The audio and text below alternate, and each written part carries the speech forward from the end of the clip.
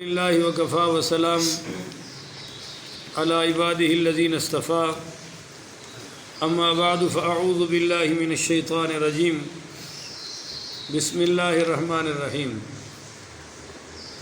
یا ایتها النفس المطمئنہ ارجعی الی ربک راضیۃ مرضیہ فادخلی فی عبادی وادخلی جنتی۔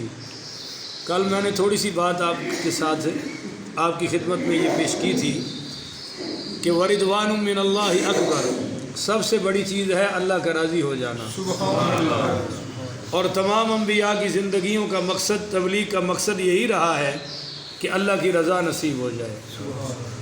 اور میں نے یہ بھی عرض کر دیا تھا کہ اللہ تعالیٰ نے اپنی رضا کے لیے اعمال کا معیار رکھا ہے، گنتی نہیں رکھی۔ بولیے گنتی۔ چنانچہ قیامت والے دن اعمال تولے جائیں گے، گنے نہیں جائیں گے، اور ہو سکتا ہے کہ ایک ہی کلمہ، ایک ہی نیکی ہمیں جنت میں لے جانے کا ذریعہ بن جائے۔ غزوہ احد میں بخاری شریف میں یہ روایت آ رہی ہے کہ ایک کافر کی نظر چہرہ مصطفیٰ پہ پڑ گئی، تو وہ کہنے لگا کہ یہ چہرہ کسی جھوٹے کا نہیں ہو سکتا۔ چنانچہ اس نے وہی کلمہ پڑھا اور مسلمانوں کی صف میں آ گیا۔ اب اور تو کوئی نیکی کی نہیں، کلمہ ہی پڑھا، اور جب وہ مسلمانوں کی صف میں آیا تو لڑتے ہوئے شہید بھی ہو گیا۔ اب جب شہید ہوا تو نماز نہیں پڑھی کیونکہ ٹائم نہیں ملا، ہمارے والا حال نہیں تھا۔ روزہ نہیں رکھا کیونکہ موقع نہیں ملا۔ حج عمرہ کوئی چیز نہیں کر سکا اور وہ شہید ہو گئے، تو نبی کریم صلی اللہ علیہ وآلہ وسلم نے اس کا جنازہ پڑھایا اور اس کے بارے میں ایک بات ارشاد فرمائی۔ آپ نے فرمایا کہ اس نے کوئی نماز نہیں پڑھی، کوئی زکوٰۃ نہیں ادا کی، مگر وہ جو میرا چہرہ دیکھ کر کلمہ پڑھ کے مسلمان ہوا ہے، اے صحابہ یہ تم سے بھی 500 سال پہلے جنت میں داخل ہوگا۔ اب آپ اندازہ کریں کہ صرف ایک بول ہے کلمہ، وہ اس کو کہاں سے کہاں کے لے گیا۔ تو اللہ نے گنتی نہیں رکھی عملوں کی، عملوں کا معیار رکھا ہے۔ لِيَبْلُوَكُمْ أَيُّكُمْ أَحْسَنُ عَمَلًا، کہ دیکھا جائے تم میں سے اچھے عمل کون کرتا ہے، اور احسن عملہ ہے، اکثر عملہ نہیں۔ میں نے کل بتا دیا تھا۔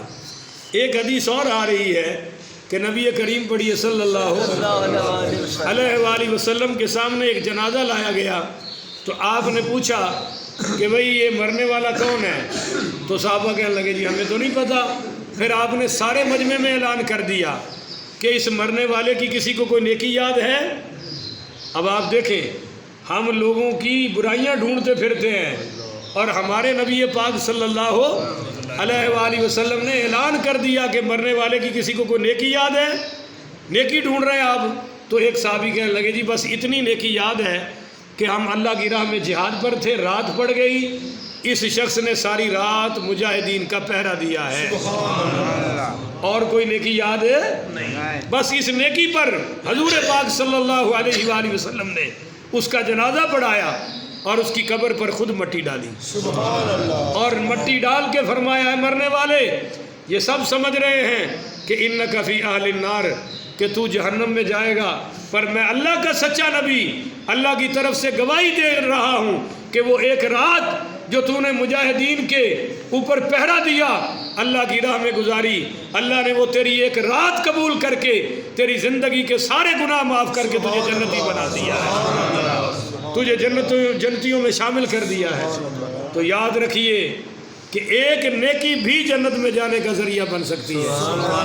کسی ایک کو پانی پلا دیا، یہ بھی جنتی بن جانے کا جنت میں جانے کا ذریعہ بن سکتا ہے۔ کسی بھوکے کو کھانا کھلا دیا، وہ ایک کھانا جنت کی ضمانت بن سکتا ہے۔ کسی کو لباس لے کے دے دیا، یہ ایک نیکی جنت میں جانے کا ذریعہ بن جاتی ہے۔ آپ کو چھوٹی سی مثال دوں جو میرے نبی کریم پڑھیے صلی اللہ علیہ وآلہ وسلم نے فرمایا کہ لا تحقرن من المعروف شیئا، نیکی کے کسی کام کو ہلکا نہ سمجھ، نیکی کے کسی کام کو حقیر نہ سمجھ، یہ جی چھوٹی سی نیکی ہے میں کیوں کروں؟ نبی کا خواب وہی ہوتا ہے۔ آپ نے فرمایا رات میں نے خواب میں اپنی امت کے اعمال دیکھے ہیں، سب سے بڑا عمل یہ تھا کہ ایک شخص مسجد کی صفائی کر رہا تھا. سبحان اللہ. یہ کتنا بڑا عمل ہو گیا جی، مسجد کی صفائی کرنا. اور مسجد کی صفائی کرنا اصل ڈیوٹی ہے انتظامیہ کی. بولیے اصل ڈیوٹی کس کی ہے؟ انتظامیہ کی. ہاں، جن کے ذریعے جو مسجد کے پیسے اکٹھے کرتے ہیں، جو سمجھتے ہیں کہ سارا نظام ہمارے ہاتھ میں ہونا چاہیے، تو صفائی پھر کن کے ہاتھ میں ہونی چاہیے؟ بولے نا، انہی کے ہاتھ میں. جو سمجھتے ہیں کہ سارا سسٹم ہمارے ہاتھ میں ہے تو سسٹم میں صفائی بھی آتی ہے. تو جو جتنا بڑا انتظامیہ کا ہے وہ اتنا بڑا مسجد کا خادم ہونا چاہیے. یہاں مخدوموں کی تو گنجائش ہی کوئی نہیں، یہاں تو خادموں کی صف خالی ہے کہ جو جتنا بڑا خادم ہوگا وہ اتنا بڑا اللہ کا ولی ہوگا، وہ اتنا بڑا اللہ کا دوست ہوگا. تو عرض کر رہا تھا کہ لا تحقرن من المعروف شیئا، نیکی کے کسی کام کو ہلکا نہ سمجھ. ولو ان تلقا اخاک بوجہ طلیق، جو تو اپنے بھائی سے مسکرا کر ملے گا، اس مسکراہٹ پر بھی اللہ تجھے عبادت کا ثواب عطا فرما دے گا. پتہ نہیں بعض لوگوں کو کیا بیماری ہوتی ہے کہ ملاقات کے وقت اتنا گندا اور بھدا چہرہ بنا لیتے ہیں کہ اگلے کا دیکھ کے ہی ہاضمہ سیدھا ہو جاتا ہے کہ میں کس افلاطون سے مل رہا ہوں. تو ہلکی ہلکی مسکراہٹ. ہمارے نبی باہر سے پتھر بھی کھا کے آتے تھے تو گھر میں مسکرا رہے ہوتے تھے. اور یہاں کو باہر واقعہ ہو جائے تو گھر میں ماشاءاللہ قیامت بپا ہو جاتی ہے. پتہ لگ جاتا ہے کہ صاحب کا موڈ آف ہے، کوئی بچہ قریب نہیں آ سکتا، کوئی بات نہیں کر سکتا. تو پتہ چلا کہ ہم نے نیکیوں کو نیکی سمجھا نہیں. مسکراہٹ بھی عبادت بن کے نام اعمال میں آ رہی ہے کہ جس سے ملو نما نما مسکرا کے ملو، ہلکی ہلکی تبسم اپنے لبوں پر رکھو. یہ معاشرت میرے نبی نے ہمیں سکھائی ہے. آپ حیران ہوں گے کہ حضور پاک پڑھیے صلی اللہ